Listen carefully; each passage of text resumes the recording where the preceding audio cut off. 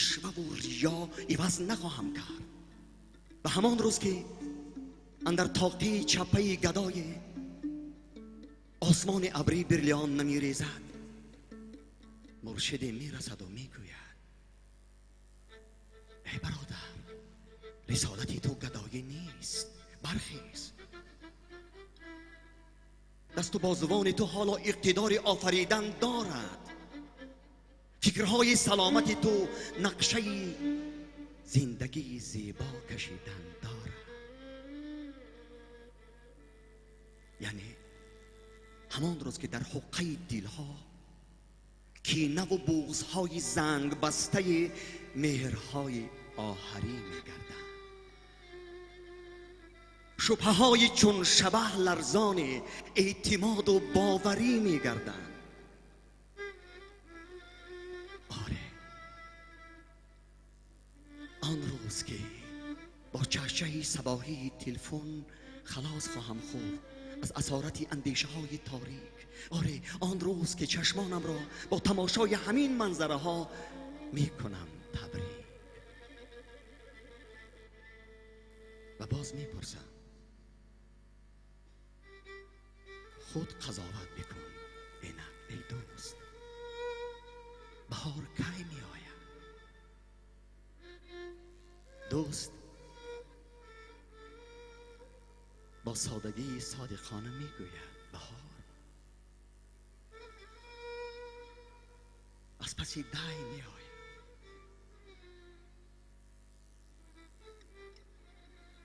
برشویم ای مولا، نردبان اینجاست، نردبانی که به برج منیر معجزه ها خواهد برد، به فضاهای معنبر ز عطر زهره و پروین، به آن بلندی زیبا که دو تنهایی را خوشبخت می کند.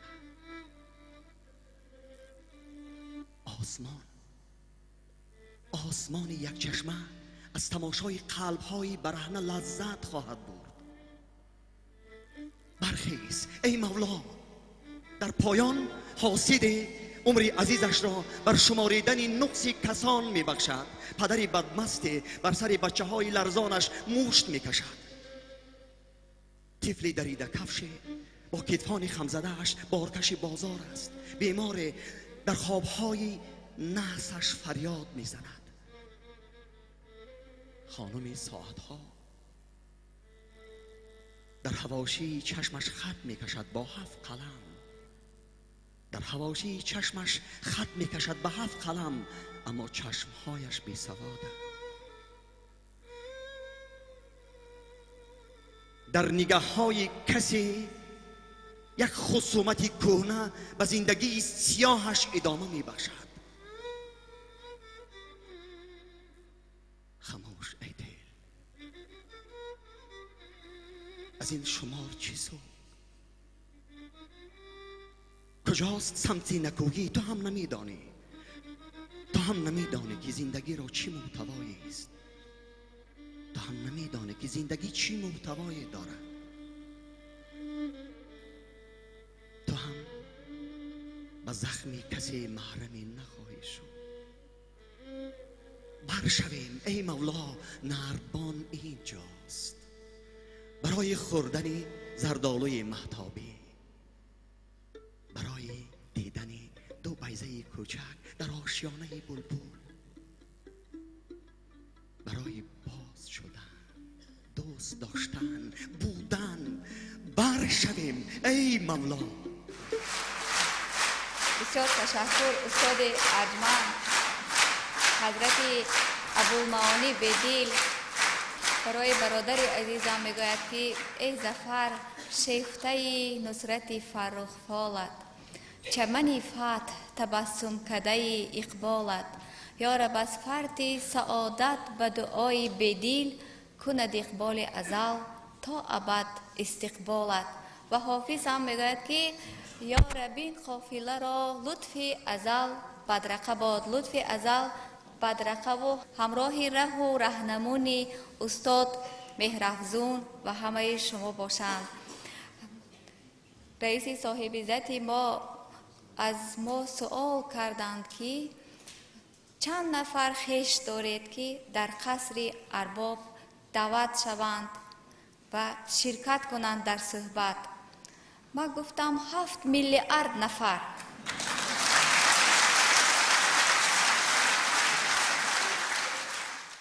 برای این 7 میلیارد نفر متاسفانه تمام تالارها کفایت نمی کنند و اما یک تالار هست که این همه گنجایش می یابند. تالار دل ما، در دل و جان خانه کرده عاقبت، هر دو را دیوانه کرده عاقبت. یک روی خط ساختیم جدول و اسم عزیزان را نوشتیم. دخترچه ما از ما پرسید که مادر جان این نام را من نشناختم، این کس هم خویش ما هستند. ما گفتم نه، این کس خویش ما نیستند، این کس خویشتر از خویش هستند. یعنی خویش های هستند به گیل، به ریشه، به مظهر، به محل فرض کردیم. و خویش های دیگری هم هستند به دل، به جان، به روح، به روان، به اندیشه. و هزار شکر خدا که شما هم به گل و هم به دل خویش ما هستید و هزار و میلیون خویش ما بیرون ماندند که مژده های دل ما را از این کتب میخوانند و میپذیرند.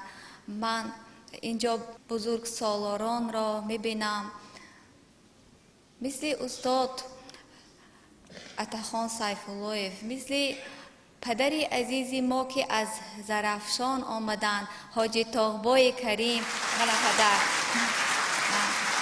و پدری عزیزم را یاد کردم، شما را دیدم، پدری عزیزم را یاد کردم که استادی فن جامعه شناسی و تاریخ و فلسفه بودند و هم باغ را دوست می داشتند، پیوند نهال ها را دوست می داشتند و ما هم همین تخصص را و همین اختصاص را پذیرفتیم. پیوند کردن دلها را، پیوند کردن جانها را. و رسالت و تعهد ما هم این است که اختلاف را، حائل را، سد و سرحد را از میان خلقها، از میان ملتها، از میان مذاهب و ادیان با قلم برداریم، از میان دلها خصومت را بیرون کشیم. مثل اینکه بزرگان میگویند که بزرگترین کار روزه و نماز است و بزرگتر از آن باز همین است که از دل خصومت را بیرون کنی. رو سینه را از سینه ها، هفتاب شو از کینه ها، وانگه شراب عشق را پیمانه شو، پیمانه شو. و به یادم باز مادرم آمدند که میخواستم امروز صدرنشینی محفل ما باشند و اما به همه شما دعا دادند، به اهل وطن، به بنی بشر دست دعا کشادند و هر چی داریم از عنایات خداوند داریم و با هدایت مادر داریم. و خواهران دلبند و محبوب من اینجایند، معظم بانو، مطلوب بانو و شکر ایزید که خداوند به ما خواهر دیگر اهدا کرد، خیر نسا یوسفی.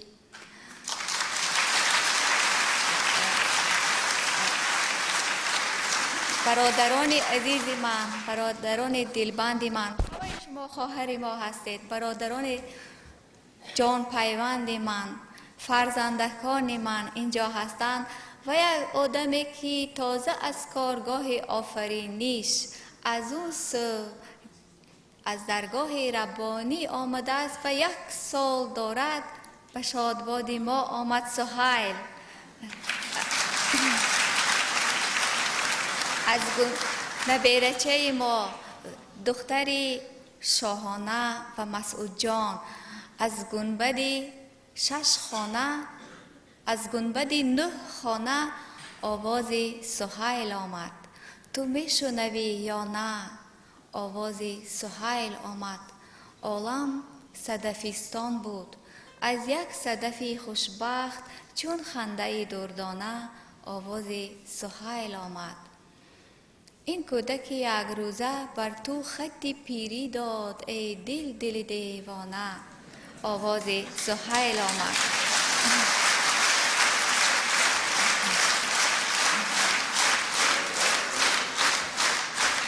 لیکن دوامش را بینید که پیری را چه خیل به گردن میگیره. این کودک یک روزه بر تو خط پیری داد ای دل دل دیوانه. آواز سهیل آمد اما تو جوانی کن، تقویم درانی کن، کلندرها را بدرانیم. اما تو جوانی کن، تقویم درانی کن، اینک تو و افسانه. آواز سهیل آمد. بر شادی میلادش 9 گنبدی 9 تو را بگذار روی شانه. آواز سهیل آمد. فرخنده شبی مولود چون معجزه مسعود بر عالم شاهانه. آواز سهیل آمد. آواز سهیل ها، آواز نینی های آینده مبارک که دنیای ما و شما را پر کند. من به اسفره به صحبت رفتم، 20 شعر خواندم. نمیدانم چی تاثیر داشت، راستی خودم پی نبردم، اما وقتی یک بیت طالب جان را خواندم مردم شادی کردند.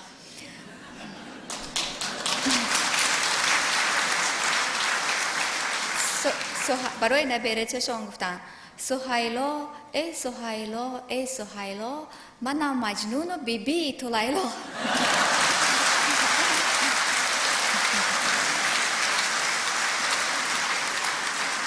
بعد وقتی از تالار بیرون آمدم یک نفری شوخ و ظریف آمد گفت که من در تالار نگفتم اما حاضر میگم آخه سهیل جان 2 بیبی دارد، شاید بیبی دیگر در نظر داشته باشم.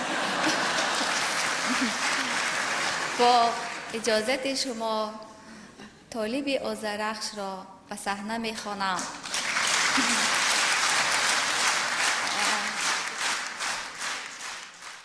راستی یک هفته است که خانه ما گل میکشانم و پول میکشانم. هدیه ها میبیارم از تمام گوشه های تاجیکستان، بیرون از تاجیکستان. من همینقدر فکر کردم، اندیشه کردم چی باید بیارم. روز مولودش آمدم گفتم که من باز خودم آوردم. گفتم در 50 سالگی آوردم، خفی در 100 سالگی بردنم هم هست. زنده باشه.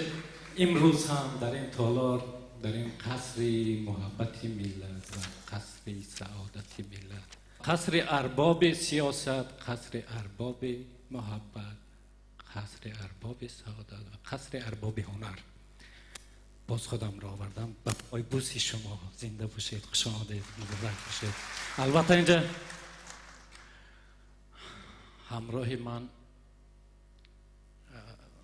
بانوی من گفت که مادر دعا کردن، پدر دعا کردن و همه شما خنده های شاهانه جان و شهنواز و گریه های سهیلای و اینجا همایون جان و فرهمند جان شدین. همراه من امروز سرود میخوانن انشاءالله. آمدم از ترانه ها، آمدم از ترانه ها تا که تو را صدا کنم.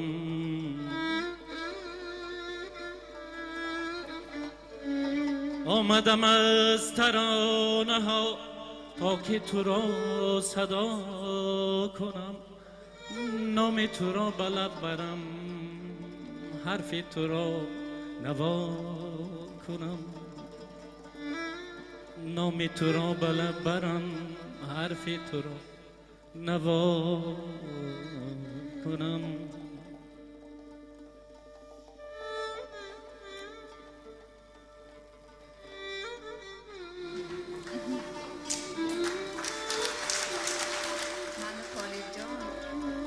با صدای شیخ کمال به شما میگویم که گو خلق بدانید که دلدار من این است، یعنی شما و یعنی شما. گو خلق بدانید که دلدار من این است، دلدار سرافراز و سزاوار من این است. محبوب من و جان من و هم نفس من، دلبند منو خیش منو یار من نین است با آنکه طبیب است شود شاد به دردم داند که دوای دل بیمار من این است شکری استادی محبت شکری استادی محبت که از من و تو ما نوشت قطره را دریا نمود و ذره را دنیا نوشت درس زیبای شناسی خواند بر چشمان ما هر نفس زیبا بدید و هر نظر زیبا نوشت صنف ما را صنف شاگردان عشق آموز گفت نام مجنون را بر روی دفتر لیلا نوشت از گل و بلبل نوای تازه ایجاد کرد چهچه شیرین سرود و شیوه شیوا نوشت هر بهاجو را بهای خوبی او ارزان نبود از ازل در دفتر اعمال ما اعلا نوشت رازهای از کتاب راز پنهان باز کرد قصه پنهان ما را قصه پیدا نوشت آذرخش از دفتر استاد ما آگاه شد این غزل را از تمنا با خطی خانه نوشت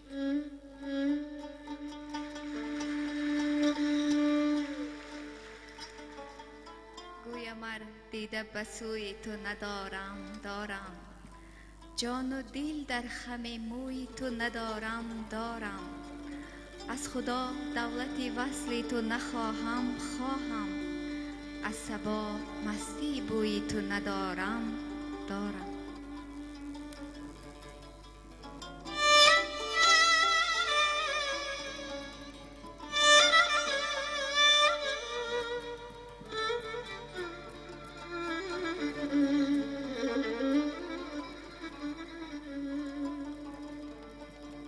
اولین شعری که من خواندم بیت ابروی بلندت بود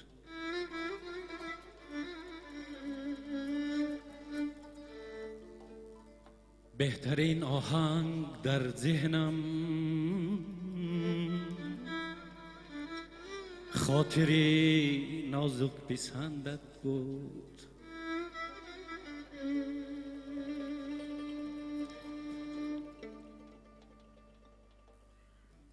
از نگاه چشمی گویایت یافتم شیرین زبانی را از سلام دستی دارایت داستان مهربانی را نام من از نام یکتایت یافت نام من از نام یکتایت قصه های بی مثل دریافت از لطافت های زیبایت قله اوج غزل دریافت آه میخواهم که تا باشم سرنوای محفلم باشی اولین راز دلم بودی آخرین ساز دلم باشی اولین رو گوید و آخرین را نگوید آمدم از ترانه ها تا که تو را نوا کنم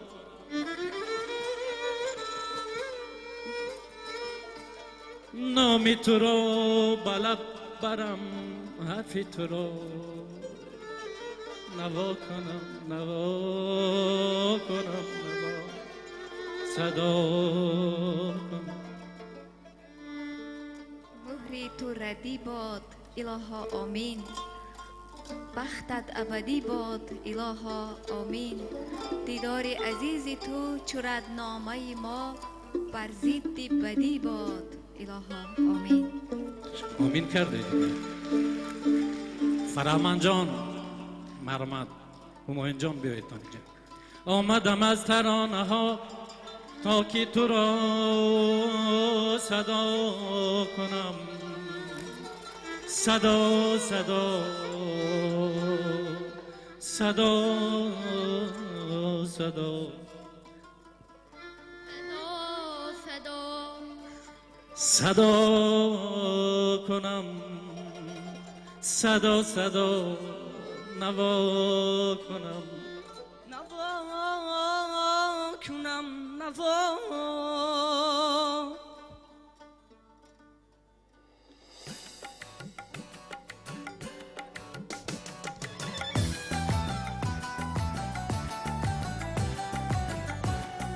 نه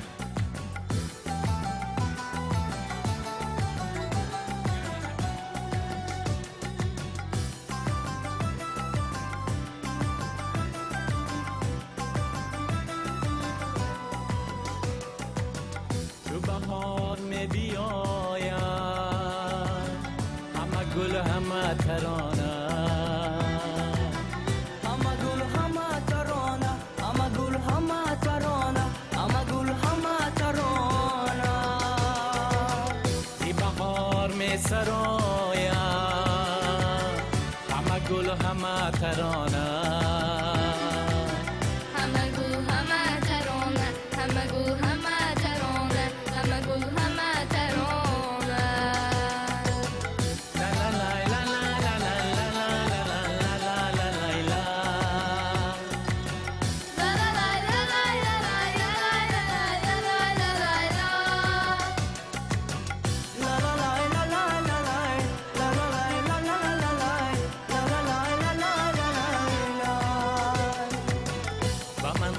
دست نامه زینگار سبز خامه، با من آمده است نامه زینگار سبز خامه. چولی فوفم کشایم، همه گل همه ترانه، همه گل همه ترانه. چولی فوفم کشایم، همه گل همه ترانه، همه گل همه ترانه.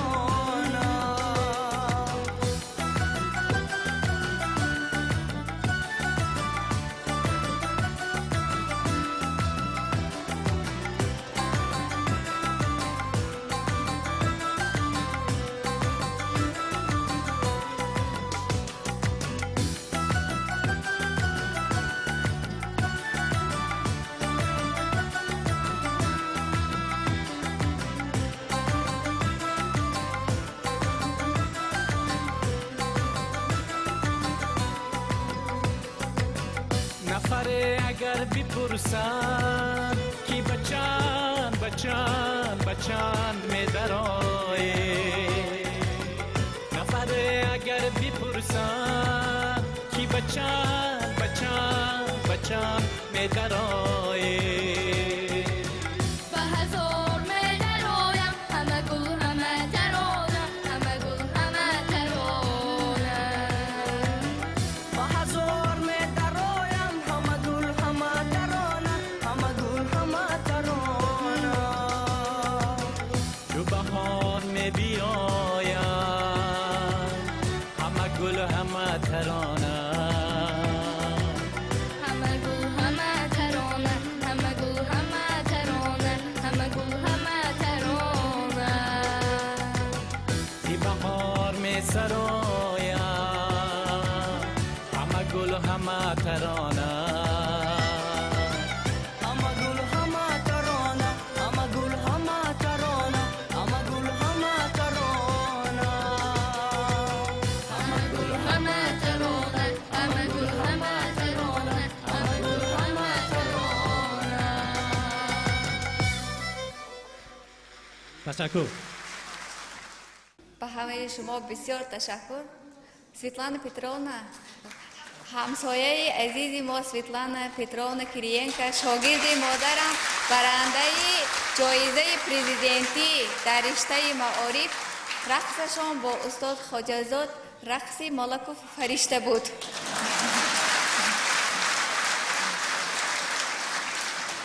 سویتلانا پترونا الکساندر سرگییچ پوشکین در یک شعرش میگوید که неволе свято соблюдаю родной обычай старины, на волю птичку выпускаю я светлым праздником весны. Я стал доступен утешению, за что на Бога мне роптать, когда хоть одному творению могу свободу даровать. سخن درباره آن است که الکساندر سرگییچ پوشکین همین شعر در 18 سالگیش گفته است. در 18-19 سالگی در بدرغه در کشور مالدو بود، اما درباره آزادی پرنده ها فکر میکند. خودش در بند و بلا گرفتار است. درباره رهایی انسان های دیگر و جانزاد دنیا اندیشه میکند. نبوغ بزرگان همین است.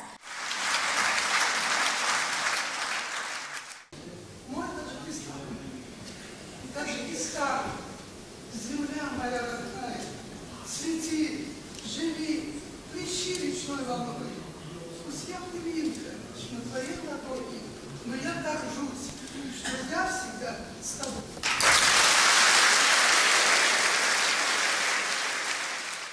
بسیار تشکر همسایه و هم نور من، هم دل عزیز من. هم زبانی از داخل دل است، نه هم زبان من هم سویتلانا پتروونا هستند. مولانا میگوید که ای مور شبت خوش باد به همه مورچه با این بزرگی و وسعتمندی، با آنکه 7 آسمان را سپرده و 7 اقلیم را پر زده است. 7 آسمان را پر زنم، از 7 دریا بگذرم، چون دلبرانه بنگری در جان سرگردان من. ای مور شبت خوش باد، با مورچه میگوید شبت خوش باد. ای مور خدا حافظ. ما اگر بینیم چقدر چهره ما طرح کراهت پیدا میشد، اما وی با محبت میگوید که خدا حافظ. یا نظامی را بینید، مجنون نظامی زاغ را بسیار زیبا میبیند، با زاغ صحبت میکند چون با رفیق و دوست و پیوندش. و نظامی میگوید که از عشق سرشته شد سرشتم، جز عشق مباد سرنوشتم. یا فروغ فرخزاد با آهو صحبت میکند. آهوان ای آهوان دشت ها، گاه اگر در معبری گل گشت ها. یک شعر دراز است. یعنی بزرگان با آنکه اینقدر جهان فتح کردند و جانهای ما به دستیابی کردند و دلهای ما نخ کندند، باز هم خردترین اجزای جهان را میبینند. چرا؟ زیرا که یک چیزی هست که تمام نگاه ها را نغزبین میکند، محبت. فقط چشم مجنون که دوستدار لیلاست همه جهان به این وسیله دوست می‌دارد، و چشم بزرگان که دوست دارنده صانع صنعت ساز و هر صنعی اوست، هر آفریده خداوند دوست می‌دارد، میپذیرد و خطاها را حتما مصلحی میکند، یعنی که اصلاح میکند. با انگیزه از شعر پوشکین یک شعر نوشتیم که برای شما میخوانم. تو را ز خاطره های ازلی میابم ای عشق، تو را ز سرخی سیب معرفت خواهم کرد. یا ز یک گل، آره زادگاه عشق یک گلی یا سمن است. عشق شاید قفسی پرپوری آزادی است. سلام ای مجنون، قفسی پرپوری آزادی را به کجا خواهی برد؟ چون تو میخواهم زاغ را زیبا بینم و گونه طاووس، چون تو میخواهم از گردن شیر آغوش کنم و ز چشمان آهو آینه داشته باشم. وقتی که پاشنه‌های بی جرأت من در خاموشی کوچه موسیقی میریزند، مرغکان پیش آیند و مرا کوکبه باشند. من برای چی عشق میگویم؟ برای آنکه وجود عشق ز قیدهای زمان و مکان و مذهب و کش آزاد است. عشق زنگی و فرنگی و خراسانی نیست، مال ژاپنی نیست. عشق هم آتش پرومته است، هم شعاع کف موسی، هم صلیب عیسی، هم طلوع میترا هم نیلوفر بودا، عشق معراج مصطفاست. عشق زیباترین خلاصه تمام معرفت هاست. پس فراتر ز خویشتن قدم باید ماند و باید اندیشید که اگر مورچه را پخش کردید عشق میمیرد. و در یک غزل گفتیم که محبت نامه های من به عنوان بنی آدم در آن بالا بشد امضا، شبت خوش باد و روزت خوش. همین غزل را از برادری ارجمندمان حافظ اندلیب مژده میرسلیم اشور میشنویم.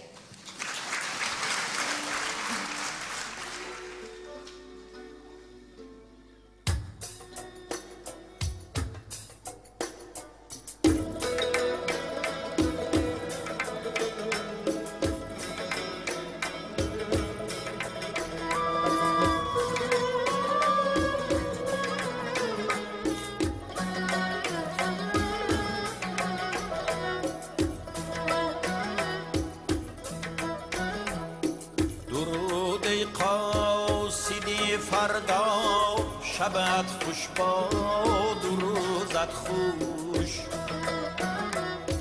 نوین شایی و نایفشا شبت خوش باد و روزت خوش. ودای رفته شیرین شبت خوش بود و روزت خوش. درود آینده زیبا شبت خوش باد و روزت خوش.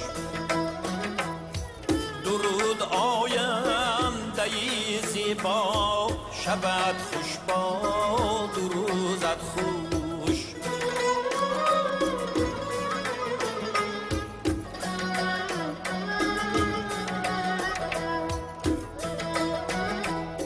شیمی رقصی درون خانه قاهی سینه روز و شب،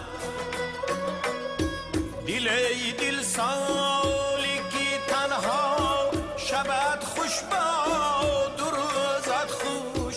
اگر چیزی دستی توست نتوانی چشید آخر از این قندو از آن حلوا شبت خوش باد و روزت خوش. از این قند و از آن حلوا شبت خوش باد و روزت خوش.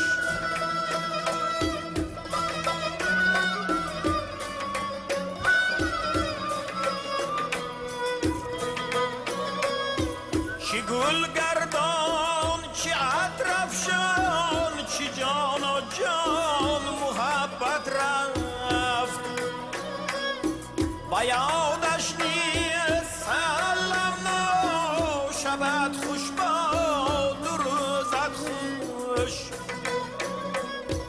الا انسان دری بسته برای خود برای خود،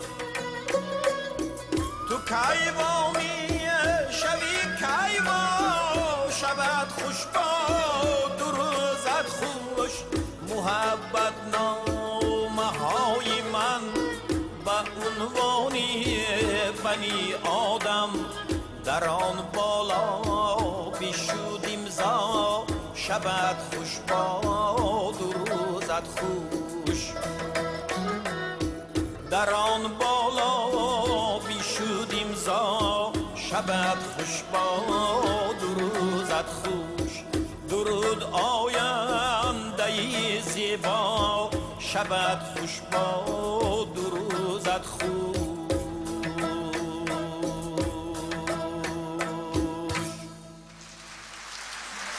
باور باشید از برادر ارجمندم میرسلیم اشور بسیار تشکر میکنم. یک نفر میرود پیش پیر ارشاد و میگوید که هرچی من میگویم مردم اصلا که نمیفهمند، من چیکار کنم؟ و استادش به او جواب میدهد ای پسر بدان که نور را با نور میبینند. و حضرت سنایی هم میگوید جنبش نور سوی نور بود، نور کی ز آفتاب دور بود. و در یک بیت دیگر هم آمده است که گر بود مقبول حق آن مردی راست، دست او در کارها دست خداست. وقتی ما به کار آغاز میبخشیم میگویم دست من نه، دست پیری کار. خیلی برحق است، خیلی درست است، زیرا که دست پیری کار چون که مولانا میگوید دست حضرت رب العالمین است. و برای همین هم وقتی من سخن بزرگان را نمیفهمم، اگر شعر بیدل را نمیتونم تفسیر کنم و معنا بندم، اگر سخن حضرت اقبال را نمیفهمم، فکر میکنم که حتما تقصیر در آنها نیست، در خود من است.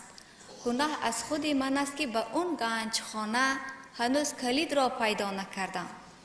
و من آرزو میکنم که این دانشوران بزرگ که اینجا هستند و مفتاح ها را به دست ما دادند، مفتاح کشایش رازخانه های بزرگان را، و ما و شما هم نوجوانان عزیز هم با هم این کلید مخزن های روحانی را پیدا کنیم و دورهای نهانی را آن خود کنیم. رخامه که برادر ارجمندم آرتیغ جان خادیر هدیه کردند، مروارید ها و صدف ها و گوهرها را، آج های نقرگین را با هم بگیریم که بزرگان برای ما میدهند. گر گوش میکنی سخن خوش بگویمت، بهتر ز گوهری که تو در گوش میکنی. یک بار شاگردان مرا هم گوش بکنید. این شاگردان عزیز یک قسمتشان خودشان به مقام استادی رسیده اند و یک قسمت دیگرشان اکنون تازه آغاز هستند. ترانه ریز تر از صبح ثابت چمنم، بهاروار پر از رنگ و بوی یاسمنم. روان رنگم و در جلد گل نمی گنجم، به آسمان بپرم از سراچه بدنم. نگه سوارم و بالا نظرتر از همه کس، نگه سوارم و بالا نظرتر از همه کس. پرنده وار ببالم از آن که من نمنم، خوشا هوای تماشای کوی حضرت دوست. درود بر وطنم، صد درود بر وطنم. اگر دوباره مرا جان به جاویدان بپرد، در اوج شوق نگنجم درون پیرهنم. سکوت چیست؟ رجوع بشر به سوی نبات. مرا شنو که حدیثی فرشته سخنان. تشکر. اهدا به استاد شاعر خلقی تاجیکستان فرزانه که یک عمر مدیون مهربانی و التفاتشان هستیم. از شبی که شمس آمد نور بارانه، از شبی که شمس آمد نور بارانه، بر شبستانهای روحی ما اطلاع دارم. گویا افسانه بود و نظر کردم، ارتداد خلق از ادیان تاریکی حقیقت داشت. راستی ورتاج بر خورشید فرهنگت محبت داشت. فصل زمرد انقلابی عشق در چشمت نزاکت داشت. ای پرستاری بهاری نسترن آیین، ای پرستاری بهاری نسترن آیین. تا مقامت آرزوهای دلی سوسن تبارم اوج رفعت داشت. آمدم عرفان چشمم رنگ مینایی، از کویری بی هیولا تا که بار عشق. انقراضی داشتم از خود تا رسیدم بر رصدخانه. آسمان شمس‌های زائل دور از نظام عرش. خواستم خورشید آموزم، خواستم خورشید آموزم بر دلی بر ضمیری زمهریری دور، رهنمودی رای عرفان را، دشت‌های زرهلینی، واژه‌هایی تا ابد سبز و گلفشان را، رنگ‌های ابتدای و انتهایش نانمایان را، رنج‌های ابتدای و انتهایش نانمایان را، التوای چشم‌های و سوره و آیات سرسبز چناران را، این همه آهنگ مرموزی رسیدن نارسیدن‌های از داد سکوتی سبز طوفان را، نغمه‌های ارغنون و ساعت گیتار دستانی درختان را، ترنه‌های بی خیالی خطه تقویم برده از خاطر وقت را در پشت کوه قاف، طعنه‌ها بر این همه ناشاعریم چشم ساران را. آه ای قاموس گلشن‌ها، ای قاموس گلشن‌ها، ای مؤلفی بهاری دائمی دلها، میشتابم سوی درسی تو، سوی درسی بی خزانی، شعر زیبایی عشق نیکویی. سلام گوش دوستان. ایستگاهی سبزی فرصت هاست، صلح مهر بستن با همه دنیاست، صلح انفجاری صبحی بی شامی فلک، بادک های بی پرواز، صلح عالمی گلسنگی بازیچه ها، کودکی و پیری زیباست، صلح ششرهی استاره ریزی بی خطر، خضری در چشمی همه پیداست، صلح آینه زار است و تصویری سرور، رقص مه در ساغری دریاست، صلح جز نفس دیگر کشاکش نیست، مهر بر کنجی لبی غوغاست، صلح یا نخستین نسخه پاکی خداست، یا نمازی مهری بی دواست، صلح بادک های بی پرواست، صلح استادی عزیز همیشه در ملک دلهای ما و در ملک شعر پاینده و از دامن شبها صبح نماینده باشید. تشکر. حافظ شیرازی میگوید کشتی نشستگانیم، ای باد شرطه برخیز، باشد که باز بینیم دیدار آشنا را. باز به دیدار استاد فرزانه رسیدیم و از این خیلی خوشحال و خوشبختم و از شعر از او قرائت میکنم بهر شما. چو هم خاکیم و هم گردون، چی میپرسی کجاییم؟ به تن چون تو زمینیم، به جان چون تو سماییم. اگر تو بی خود و رندی، زمن درس جنون آموز، اگر که صوفی عبرت پذیر از پارساییم. به سستی می روم چون همراه هم یک پیر و یک طفل است، یکی عقلی هوسبند و دیگر روحی هواییم. بهار من برفت و تیر ما هم نیز خواهد رفت، اشارت میکنند این رهروان بر بی بقاییم. چو به اصل لب آلاید که من بیگانه بنیادم، ز شریانم زند فریاد خون آریاییم.